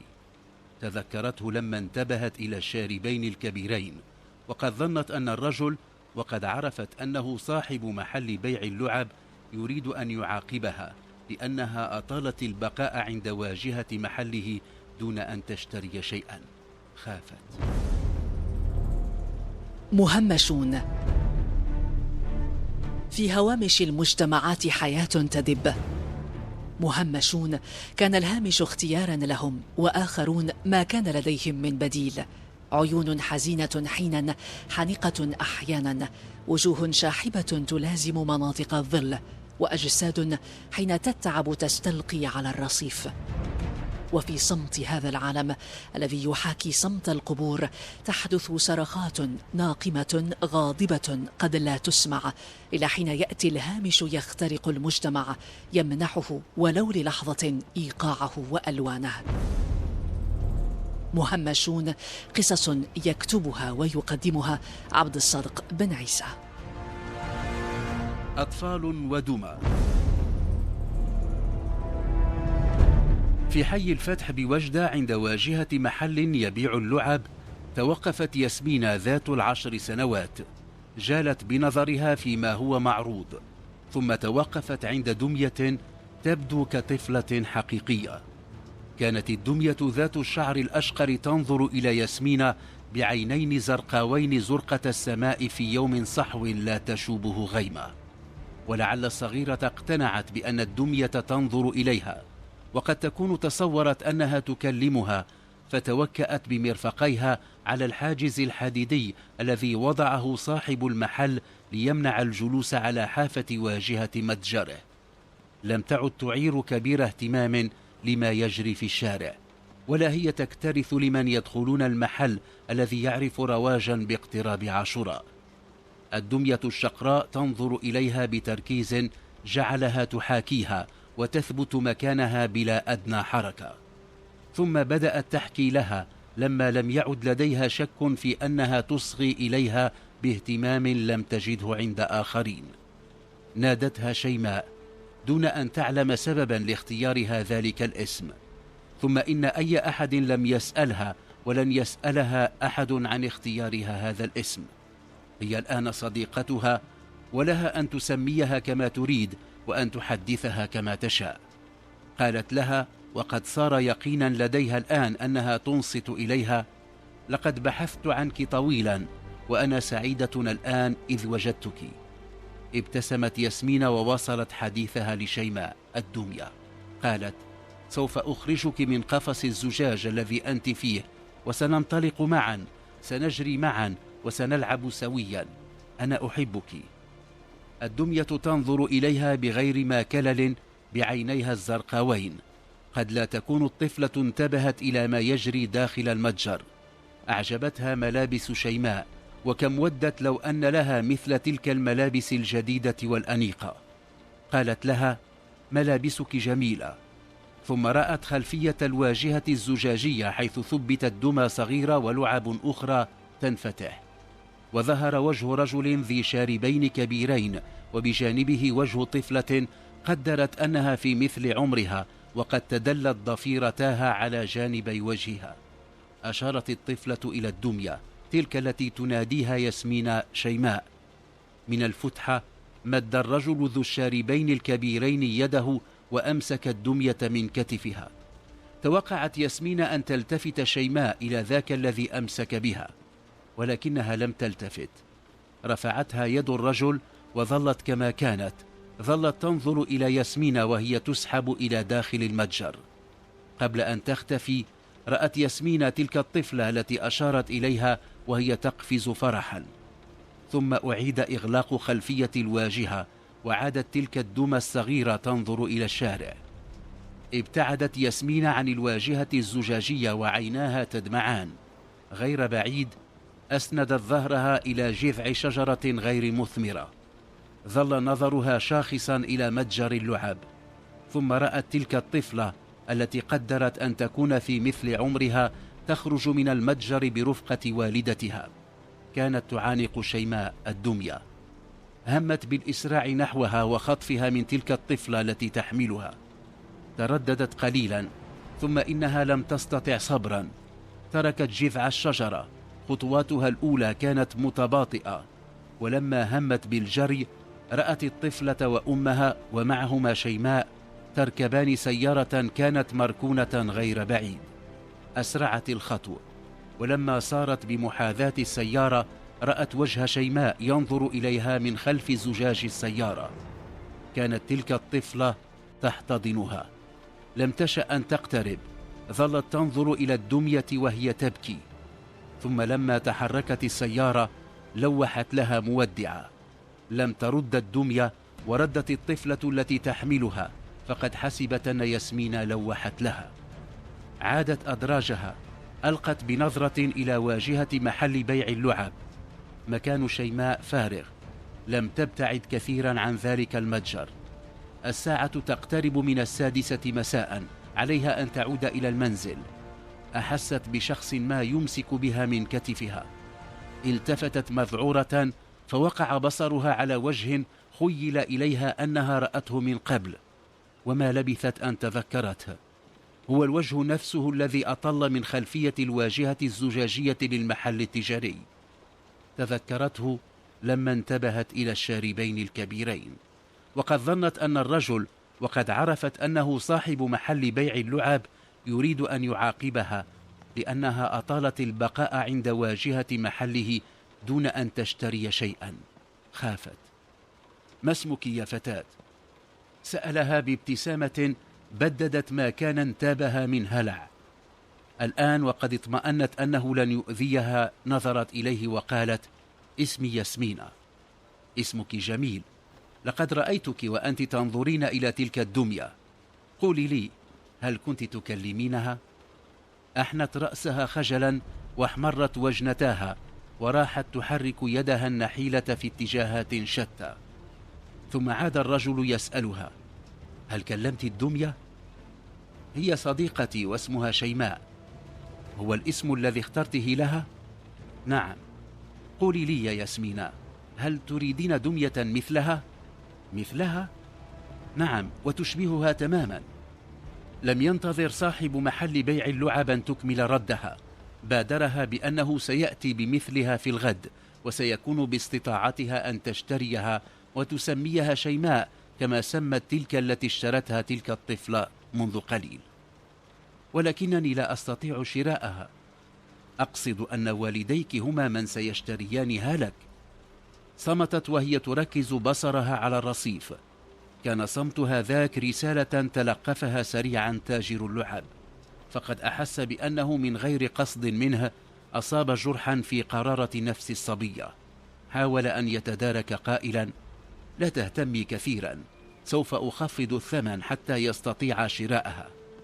عادت لترتسم تحت شاربيه الكثين ابتسامة جديدة، إذ ذاك نطقت الطفلة: ولكن والدي يا سيدي لا يسكنان هنا، هما يسكنان بعيدا في البادية. وأين تسكنين؟ أنا أعمل عند أسرة تسكن غير بعيد. تعملين؟ نعم، أنا أساعد الخالة مليكة في أشغال البيت. في الحقيقة هي تعلمني أشغال البيت، حتى إذا ما كبرت صرت أعرف كل شيء. صمت بائع اللعب وقد قطب جبينه. تأمل هندام الطفلة فانتبه إلى أن ملابسها لم تكن على مقاسها تماما. كان أكثر ما يلفت الانتباه الحذاء الذي تنتعله، لعله حذاء مشغلتها تلك. لما رأت الرجل صامتا وقد بدت حزينة ملامح وجهه، قالت إن والدها يأتي لزيارتها مرة كل شهر. يأتي في نهاية كل شهر، استدركت. يطمئن علي ويتسلم من الخالة مليكة الأجرة الشهرية المخصصة لي، ثم يودعني ويذهب. علم منها الرجل أنها لم تر أمها منذ ما يقرب من سنة. في تلك الأثناء ظهرت من على بعد خطوات منهما امرأة كانت تقصدهما. لم ترها ياسمين، وانتبه إليها بائع اللعب، وما لبثت أن أمسكت بالطفلة بغير قليل من عنف. بعد أن صفعت رقبتها أمسكتها من يدها وبادرتها بسؤالها عما طلبت منها إحضاره من متجر البقالة القريب. لم تدع لها فسحة للإجابة، وراحت تسحبها. كان الرجل ذو الشاربين الكثين يتابع المشهد مذهولا. وقبل أن يغادر حالة ذهوله تلك كانت المرأة قد اختفت ومعها ياسمين. أسرع الخطوة في أثرهما، ثم رآهما تدخلان عمارة في الشارع الموازي للشارع الذي يوجد به متجر اللعب. اقترب من الباب، كان حارس العمارة يقتعد كرسيا في الداخل.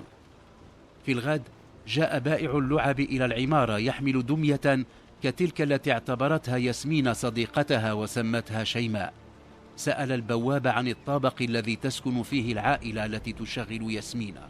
سريعا نطق: الطابق الثاني، الرقم 7.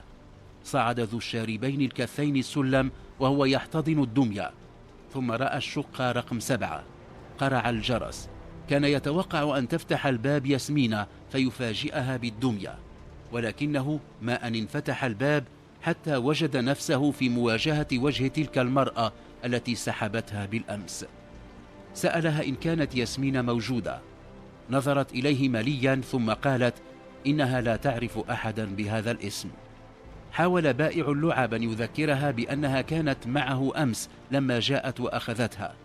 كررت أنها لا تعرف أحدا بهذا الاسم وأنها لا تشغل طفلة في بيتها. عاد أدراجه يحتضن الدمية. مرت عدة أشهر، وذات صباح وهو يتصفح جريدة محلية قرأ خبر العثور على جثة طفلة في حالة تحلل. لم يدري لما استحضر صورة ياسمين. قال لنفسه إن لم تكن هي فقد تكون أخرى في مثل حالتها. مهمشون، قصص يكتبها ويقدمها عبد الصادق بن عيسى.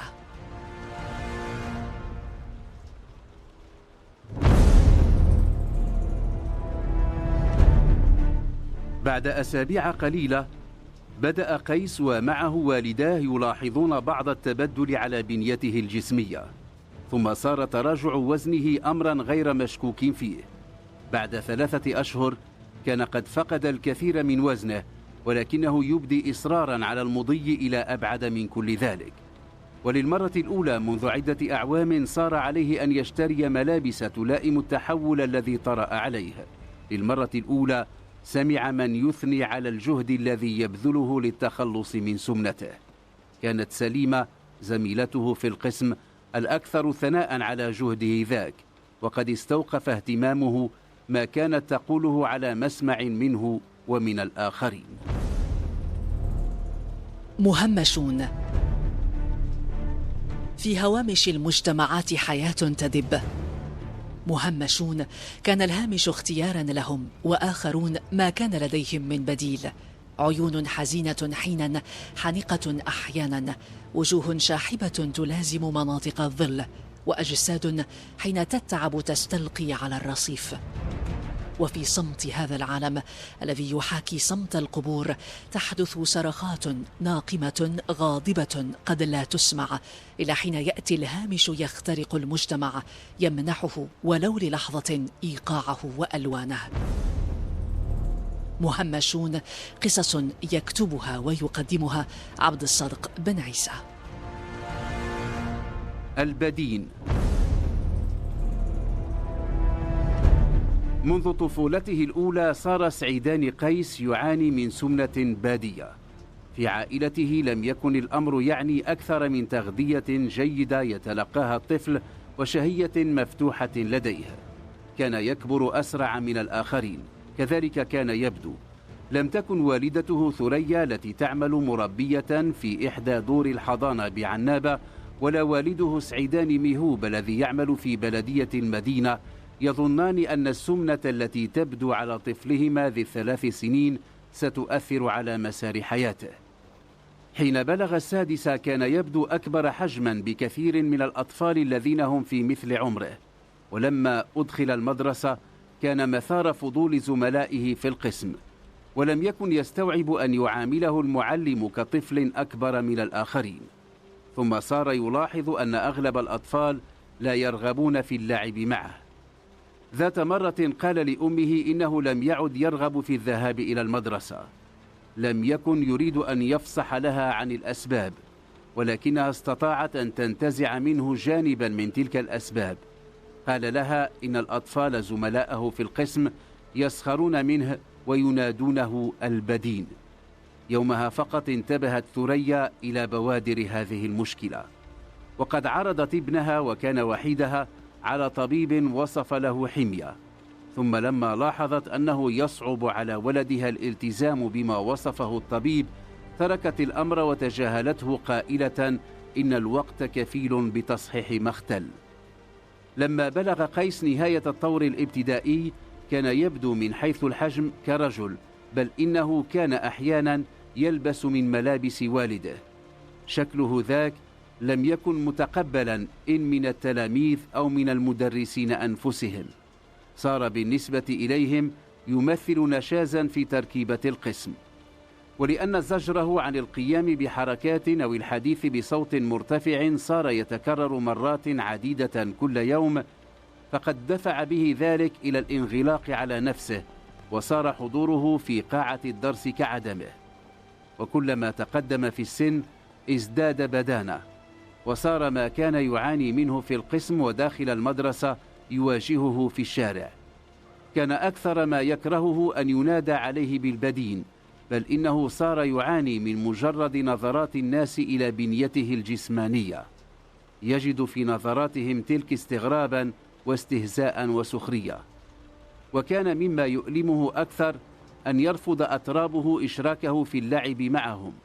كان يراهم وهم يعدون وراء الكرة، يقف على حافة ما يحددونه ملعبا ويتابع.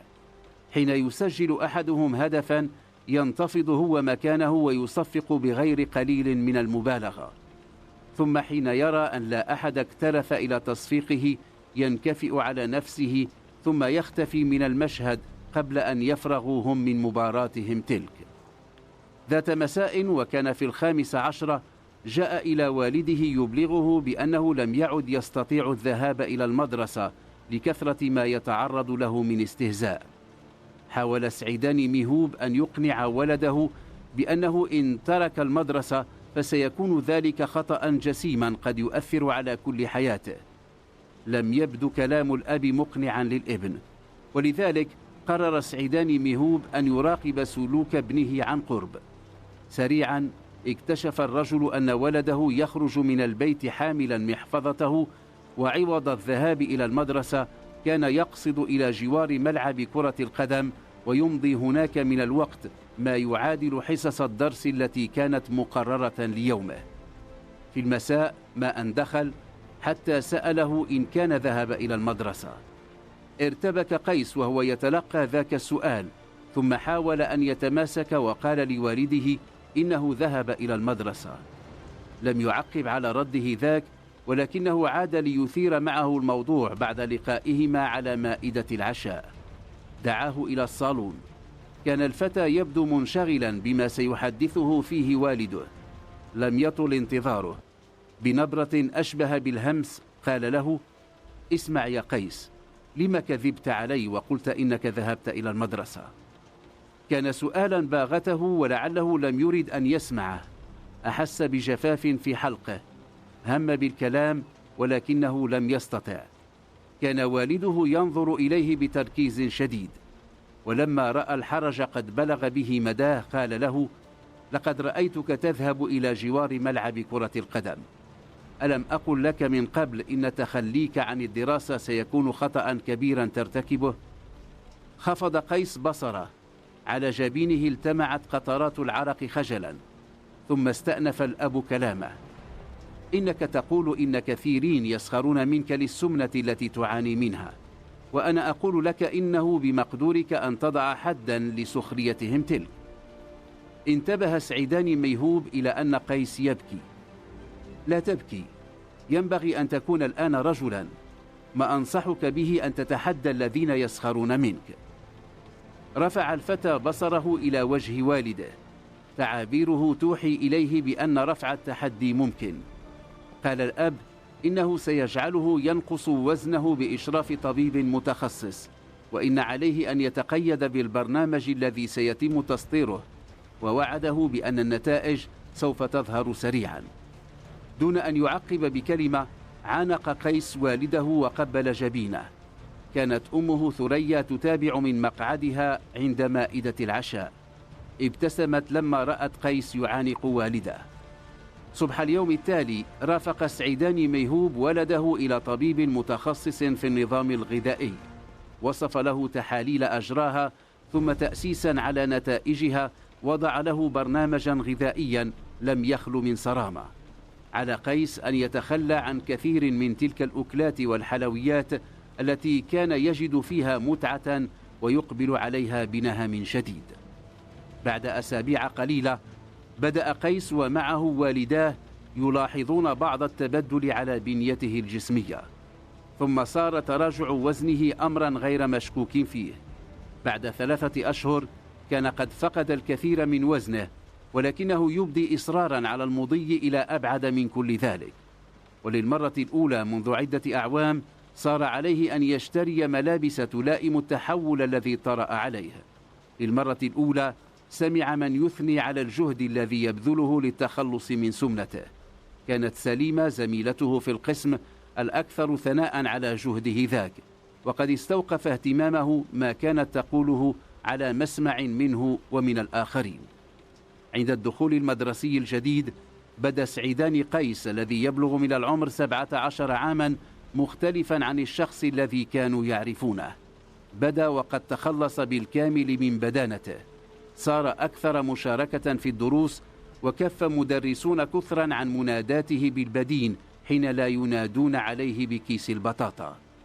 انخرط الفتى في ناد للرياضة، وصار كثيرون ممن كانوا يرفضون إشراكه في أنشطتهم الرياضية يتوددون إليه، واستطاع أن يتدارك ما كان أصابه من تخلف عن الدراسة.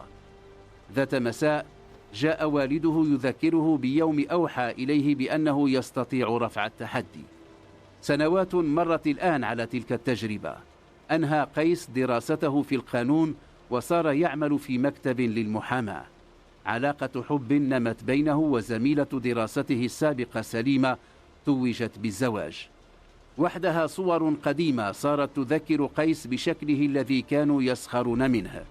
يرفض أن يطيل إليها النظر، ويزداد حرصا على اجتناب ما قد يعود به إلى دائرة البدانة وإلى الهامش.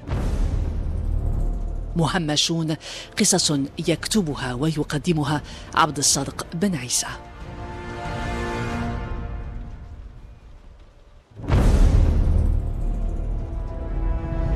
تحس بالسيارة تمشي بخيلاء وهي تعبر شارع 20 غشت.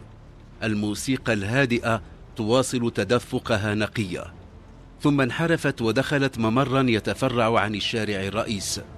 مرت أمام واجهات عدة مطاعم. في الداخل تبدو الأضواء خافتة، ثم توقفت عند أحد تلك المطاعم. نزلت وهي تهم بحمل مطريتها. قال لها إنها لن تحتاج إليها، المسافة بين السيارة وباب المطعم أمتار معدودة. لم تحمل ذاك الملف الذي به دفاترها وكتبها. لما وصل الباب وانفتح لهما تركها تتقدم. في الداخل بضع طاولات لم يكن حولها زبائن. اختار واحدة منها، وقبل أن يجلس سألها إن كانت ترغب في الجلوس إليها أم هي تفضل طاولة أخرى. ردت بأنها تترك له الاختيار. مهمشون. في هوامش المجتمعات حياة تدب. مهمشون كان الهامش اختيارا لهم، وآخرون ما كان لديهم من بديل. عيون حزينة حينا، حانقة أحيانا، وجوه شاحبة تلازم مناطق الظل، وأجساد حين تتعب تستلقي على الرصيف. وفي صمت هذا العالم الذي يحاكي صمت القبور تحدث صرخات ناقمة غاضبة قد لا تسمع، إلى حين يأتي الهامش يخترق المجتمع يمنحه ولو للحظة إيقاعه وألوانه. مهمشون، قصص يكتبها ويقدمها عبد الصادق بن عيسى. الحرباء. تقف الشابة على الرصيف غير بعيد عن مدرسة خاصة، لا تغادر مكانها بينما يسرع الطلبة الخارجون من المدرسة إلى وجهات مختلفة. ثم تبقى الشابة الأنيقة وحدها تضم إلى صدرها ملفا كذلك الذي يحمله أغلب الذين يأتون إلى تلك المدرسة.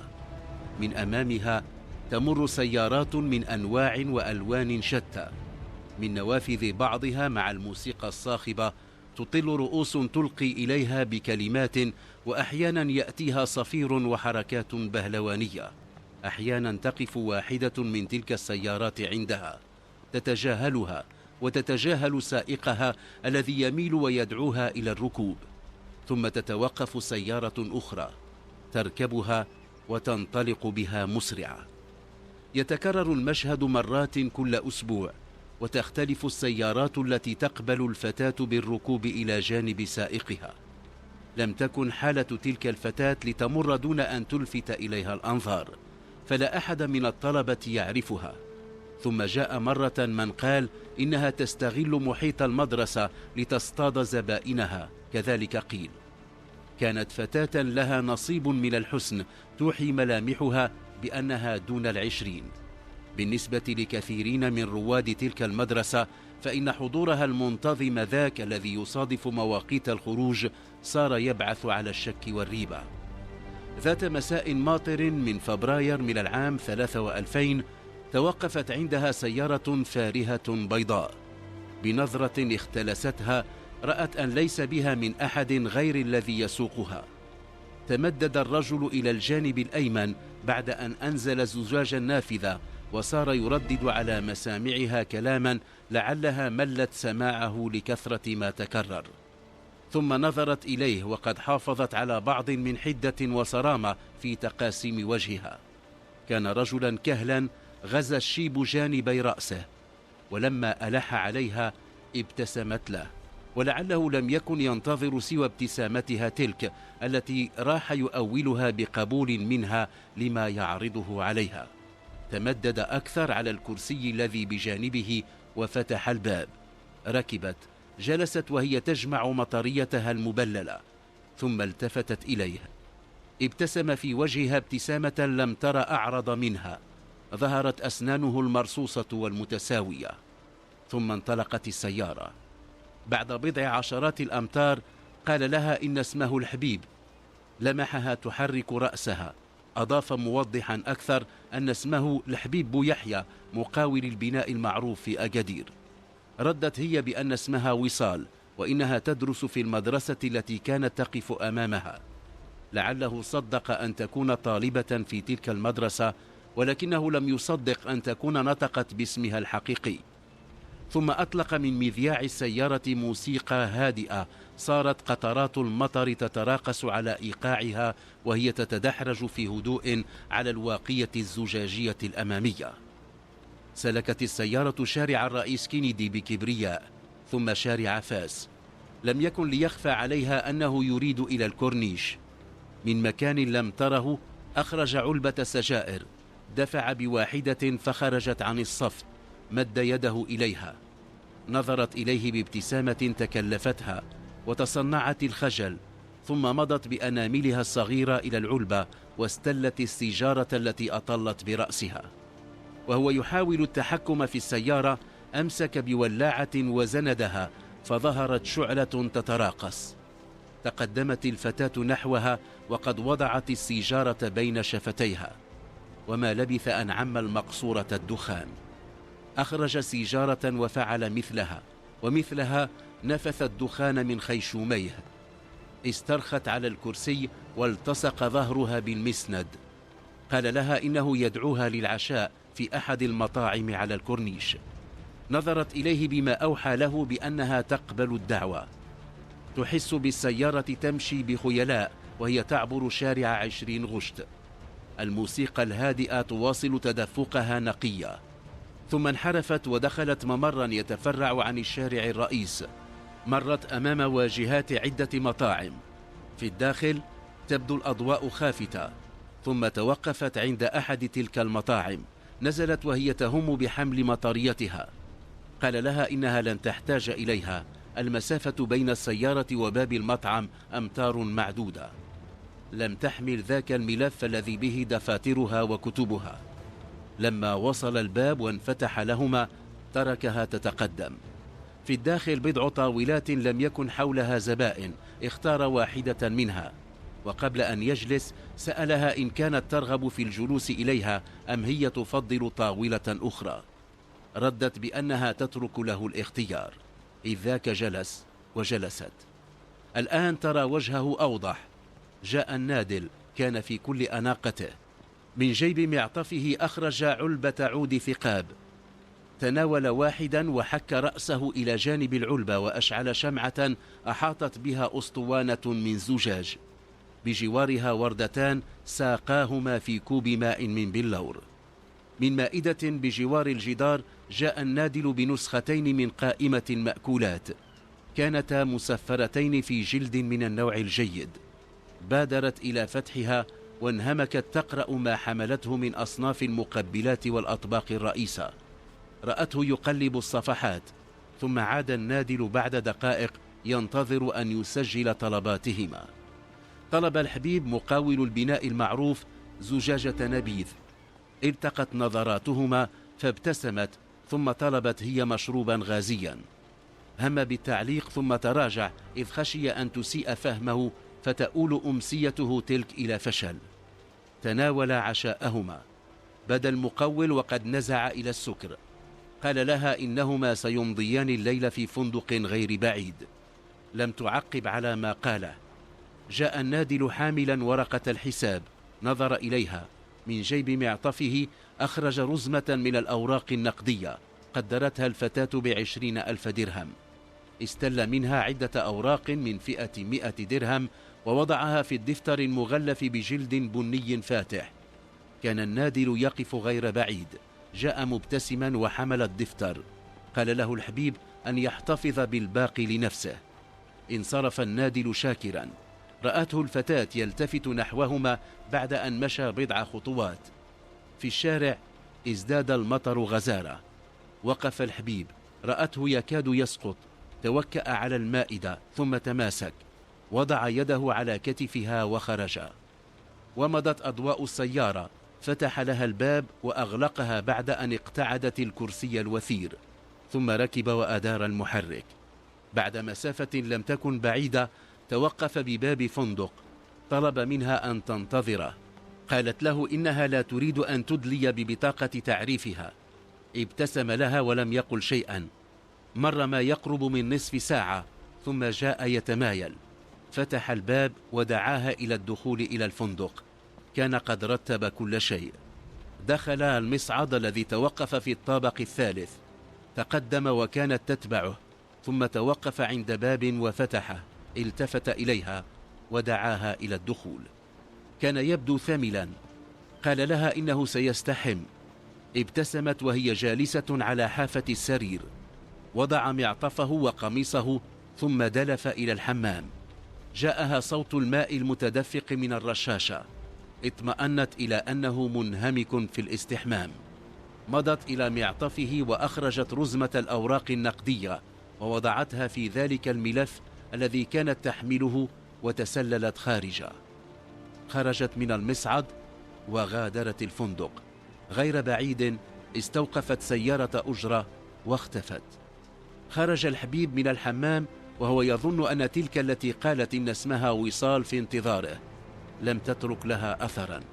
لم يخامره شك في أنها فتشت معطفه، ولم يخب تكهنه إذ سرعان ما اكتشف أنها سرقت رزمة الأوراق النقدية. جلس على حافة السرير حيث كانت تجلس.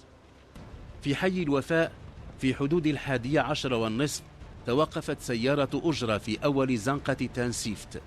نزلت الفتاة بعد أن دفعت للسائق. مشت بخطى متأنية، ولما سمعت سيارة الأجرة وقد تحركت وعادت من حيث أتت تراجعت إلى مطلع الزنقة ودخلت في زقاق لم يكن به أحد. لم تفتح مطريتها وجرت إلى منزل من 3 طوابق وفتحت الباب. اعتاد جيرانها على دخولها المتأخر. كانت تسكن بمفردها في إحدى شقتين صغيرتين في الطابق الثاني. عدا دخولها المتأخر ذاك وقد بررته بأنها تعمل في مطعم وأنها تغادر مكان عملها متأخرة أغلب الأحيان، لم يكن الجيران يشكون أيا من سلوكها.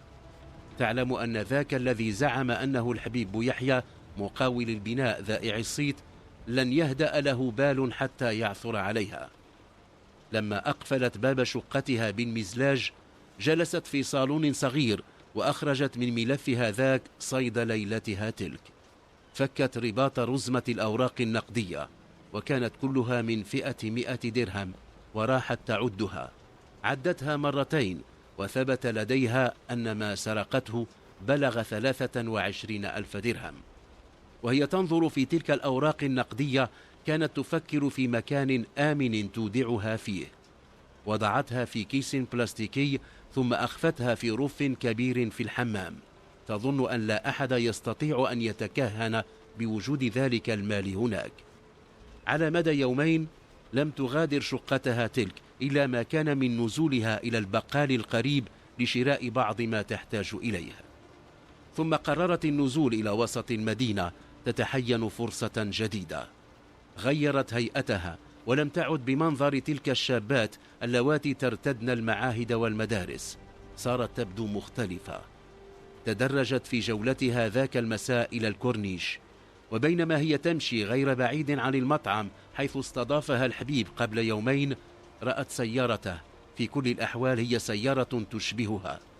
لم ترتبك وقررت المرور بمحاذاتها بخطوات ثابتة. لم يكن في السيارة أحد، وقد أيقنت الآن أنها سيارته تلك التي ركبتها معه. بعد أن تجاوزتها ب50 مترا أو بما يقرب من ذلك أحست بخطى مهرولة تتبعها، ثم سمعت صوته ينادي: وصال وصال. لا يخامرها الآن أي شك في أنه هو. لم تلتفت. وقع الخطوات يقترب أكثر فأكثر، وصوته يكرر اسم وصال، ذاك الذي زعمت له أنه اسمها. ثم أمسك بها من ذراعها. التفتت ونظرت في عينيه وكأنها لم تعرفه. نظر في وجهها، تردد ثم قال لها: أيتها السارقة. تفلتت منه وهي تصرخ في وجهه تدعوه أن يلزم حدوده. أربكته صرامتها. مع ذلك على مسمع من بضعة أشخاص تجمعوا حولهما قال إنها سرقت منه أكثر من 20,000 درهم. ملامحها التي توحي بأنها امرأة محترمة وبأن هذا الذي يتهمها بالسرقة إنما شبهت له على الأرجح جعلت المتحلقين ينحازون متضامنين معها. وقد راقها ذلك واتهمته بالتحرش بها، ثم قالت إنها ستطلب الشرطة. تراجع وقد صار أقرب إلى الاقتناع بأنها تشبهها. قالت للمتحلقين وهي تخرج بطاقة تعريفها إنها ليست تلك التي يدعوها وصال، وإن اسمها عزيزة. لم يكن من بديل أمام الحبيب غير التراجع والانسحاب. بعد بضعة أسابيع كانت تقف في نفس مكان وقوفها قرب تلك المدرسة الخصوصية تحمل في يدها دفاترها. مر الحبيب، لمحها، تجاوزها قليلا، رأت أضواء الفرملة تتوهج، ولما أدركت أنه يريدها أسرعت الخطو وابتلعتها زنقة جانبية. دخلت باب عمارة مجاورة ورأته يمر بسيارته الفارهة. تعلم أنه سيظل يلاحقها، وتعلم أنه سيكون عليها التلون بكل الألوان وأن تضع كل الأقنعة حتى ينساها. مهمشون، قصص يكتبها ويقدمها عبد الصادق بن عيسى.